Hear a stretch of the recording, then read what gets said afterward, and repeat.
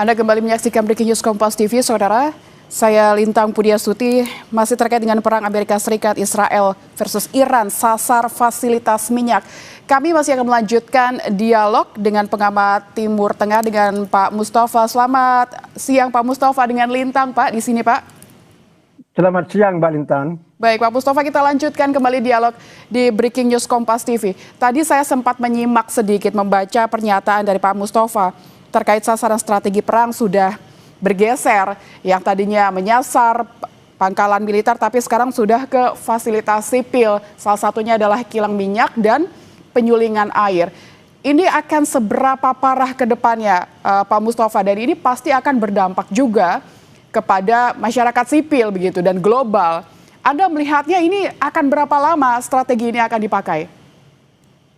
Ya, tentu ini tergantung seberapa lama perang ini berlangsung. Kalau Presiden Trump berinisiatif untuk segera mengakhiri perang, maka perang asimetris ini tidak akan berlangsung lama.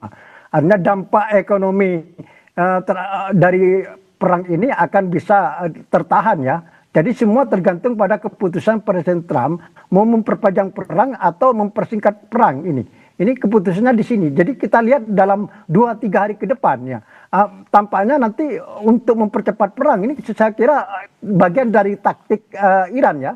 Sekarang mulai menyasar sasaran strategi sipil seperti kilang minyak, kemudian tadi pusat penyulingan air, dan ini sangat banyak sekali di kawasan Arab Teluk, di Saudi, di Qatar, di Uni Emirat. Ini sangat banyak sekali sasarannya. Tinggal dihabisin saja oleh Iran dan akan menjadi krisis global ya tentu ini kan. Nah ini makanya sampai kapan ini sangat tergantung pada keputusan Trump mau memperpanjang atau mempercepat perang ini.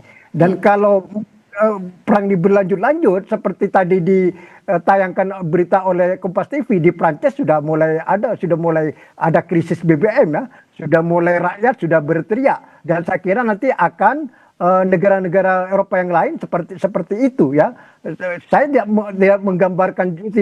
membayangkan juga tentang gas alam. Kan Eropa dulu itu kan mengembargo, artinya menyetop impor dari Rusia karena mengimpor gas alam dari Rusia sebagai protes atas serangan Rusia ke Ukraina. Nah, sebagai pengganti dari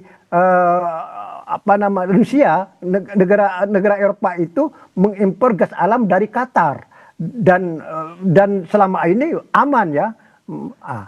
Tapi sekarang Qatar pun juga menghentikan memproduksi gas alam setelah juga menjadi sasaran serangan Iran. Jadi sekarang Eropa dari mana? Jadi dari Eropa dari Qatar sudah stop, dari Rusia sudah stop sejak lama, dan Eropa sebanyak kebutuhan 35% gas alam itu mengimpor dari Qatar, dan sekarang juga stop. Makanya selain minyak, saya tidak bisa membayangkan krisis gas alam di Eropa kalau perang ini terus berlanjut gitu. Baik, Pak Mustafa tadi menyebut ini bukan hanya minyak saja, tapi sudah menyasar kepada gas alam dan juga akan memicu krisis global yang akan melebar begitu. Tapi kalau Pak Mustafa membaca apa yang bisa mempengaruhi Amerika Serikat, dalam hal ini adalah Donald Trump, untuk menghentikan atau menjeda perang, apalagi ini kalau misalnya dibiarkan, invasinya akan semakin besar begitu. Salah satu faktor utama yang bisa mendorong Presiden Trump mempercepat mengakhiri perang ini adalah krisis global. Kemudian juga reaksi dari rakyat Amerika sendiri. Ya. Jadi artinya berarti ya, Anda mengira Donald Trump memang menginginkan tujuannya adalah terjadi krisis global begitu? Nah, bukan sebaliknya. Jadi Donald Trump bisa mempercepat perang ini, mempercepat mengakhiri perang kalau terjadi krisis global. Jadi krisis global itu sebagai tekanan terhadap Trump untuk mempercepat mengakhiri perang ini. Gitu. Karena kalau ini terjadi, Trump itu akan dapat tekanan dari pemimpin dunia ya, dari pemimpin Eropa sendiri, kemudian dari Jepang, dari Korea Selatan yang sangat tergantung pada impor minyak dan gas alam dari Timur Tengah. Kan sebagian besar misalnya saya katakan tadi ekspor gas alam Qatar itu ke Asia, khususnya Jepang dan Korea Selatan dan Cina ya. 65%-nya, 50%-nya ke Eropa. Nah, kalau ini terjadi krisis gas alam di tingkat global, maka tentu Presiden Trump akan mendapat tekanan dari Jepang, dari Korea Selatan, kemudian Eropa untuk mengevaluasi perang ini dalam arti supaya perang ini segera diakhiri. Kalau tidak, krisis global ini berlarut-larut dan akhirnya juga akan berdampak pada Amerika sendiri. Berarti artinya butuh tekanan dari negara-negara lain juga untuk menghindari dari krisis global ini sehingga mungkin saja akan mempengaruhi pikiran dari Donald Trump untuk segera menyelesaikan perang ini. Tapi Pak Mustafa, yang ingin saya tanyakan juga, sebenarnya apa sih Pak tujuannya untuk menyerang, bergeser begitu dari pangkalan militer ke fasilitas minyak dan gas alam? Apakah memang untuk melumpuhkan ekonomi dan memutus logistik perang lawan? Apakah memang ini tujuan utamanya? Nah, betul, ini kan perang asimetris. Jadi perang di semua front, tidak hanya perang militer. Iran paham ya, kalau hanya perang militer dia akan kalah, kan tidak, perimbangan kekuatan kan jauh banget ya untuk melawan Amerika sama Israel. Ini kekuatan Amerika, kekuatan global ya, terus kemudian Israel juga kekuatan superpower di bidang militer di Timur Tengah. Ini menghadapi dua kekuatan raksasa. Tentu taktik Iran ya tidak hanya kita hit to hit secara militer. Ini sebenarnya perang semesta, perang di semua front, khususnya masalah ekonomi. Dan ini sekarang yang memang dilakukan oleh Iran dalam beberapa hari terakhir ini. Bahkan Iran sudah semakin mengintensifkan serangan terhadap sasaran strategi sipil itu. Itu tentu ya untuk menutupi kelemahan Iran di sektor militer. Nah, ditutupi dengan perang di sektor non militer seperti ekonomi, kemudian cyber, kemudian intelijen dan seterusnya ya. Dan tidak menutup kemungkinan ya kalau ini terus berlanjut dan Amerika masih agak bandel terus tidak menghentikan perang, Iran akan menggerakkan ya intelijen dan para loyalis-loyalisnya untuk menyerang kantor-kantor kedutaan Amerika di seluruh dunia. Kedutaan di Amerika yang ada di Asia, yang di Eropa, di Afrika akan menjadi sasaran serangan. Jadi perang semakin meluas dan ini pasti akan terjadi kalau ini berlarut-larut. Gitu. Oke, berarti Anda membaca mungkin saja ini bisa terjadi menyasar ke kantor-kantor pemerintahan juga, Pak? Betul, dan itu kan sudah mulai. Jadi ini sudah dimulai dari Israel dan Amerika dulu terhadap sasaran Iran. Jadi sekarang Israel sama Iran itu sudah mulai menyasar kantor-kantor pemerintahan Iran yang ada di Teheran ya.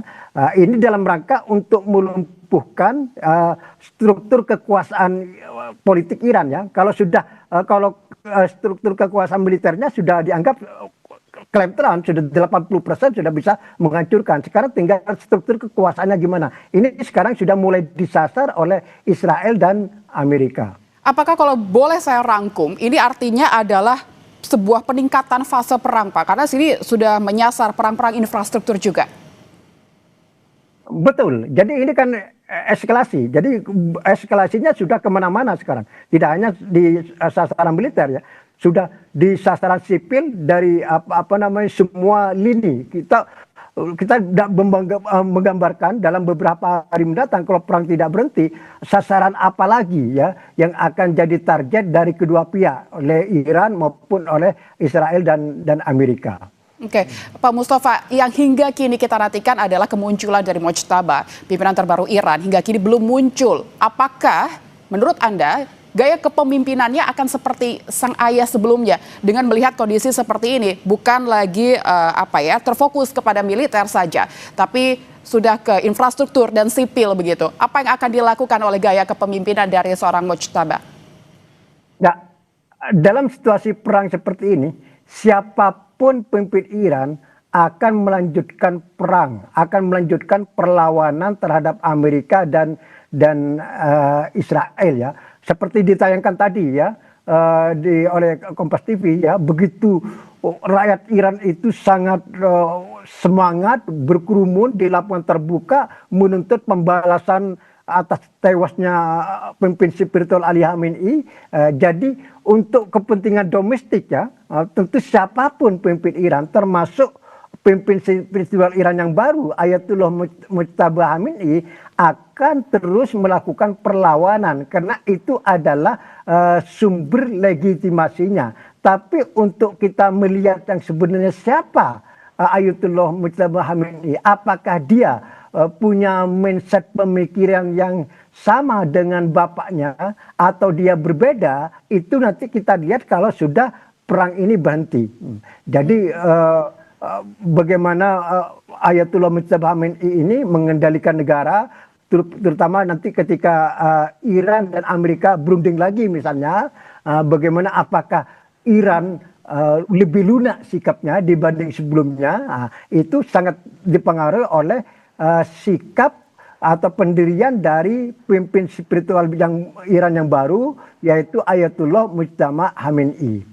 Oke, Pak Mustafa, kalau kita melihat ke belakang kemarin yang disasar oleh Amerika dan Israel adalah Ayatollah dan akhirnya tewas begitu, dan sekarang digantikan oleh anaknya yaitu Mujtaba. Apa yang menjadi harus diperhatikan atau apa yang menjadi fokus dari Mujtaba yang harus dipersiapkan? Mungkin saja dia adalah salah satu sasaran berikutnya begitu, karena dialah yang telah menggantikan Ayatollah. Pandangan Anda seperti apa, Pak? Ya, kalau lihat dari statement Donald Trump terhadap terpilihnya Ayatollah Mujtaba Khamenei itu kan sangat negatif. Donald Trump sesuai dengan yang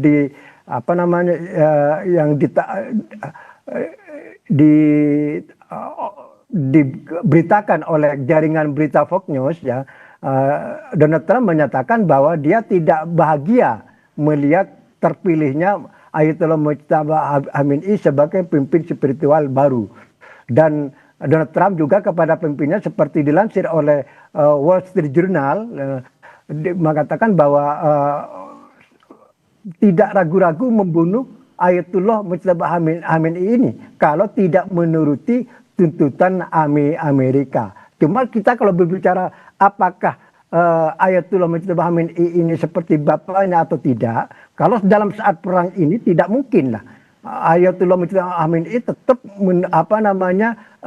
meneruskan perlawanan, tidak peduli apakah dia jadi sasaran atau tidak, karena itu adalah sumber legitimasinya. Karena saat ini rakyat Iran itu sedang bersatu-satunya, sedang bersatu ya, bersatu kuat dari semua spektrum, kemudian elit politiknya juga demikian, semua bersatu padu untuk menghadapi serangan Amerika dan Israel, karena dianggap serangan Amerika dan Israel itu adalah sebagai perang ekstensi, perang final ini. Kalau Iran kalah total maka habis rezim ini, habis Iran ini.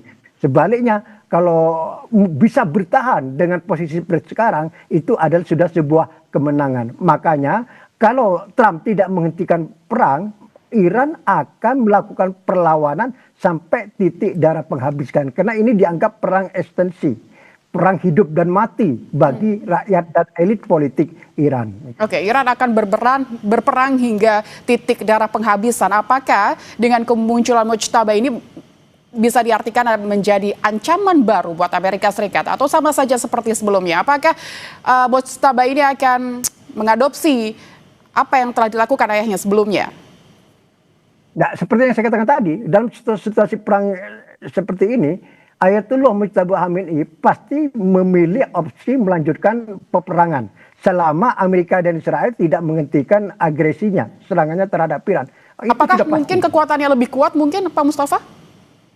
Ya bisa jadi. Jadi akan ada eskalasi yang lebih kuat lagi ya, kalau Amerika tidak menghentikan serangan tersebut. Ya, seperti tadi kita sebutkan bahwa Iran akan semakin menyasar instalasi sipil strategis di negara-negara tetangganya.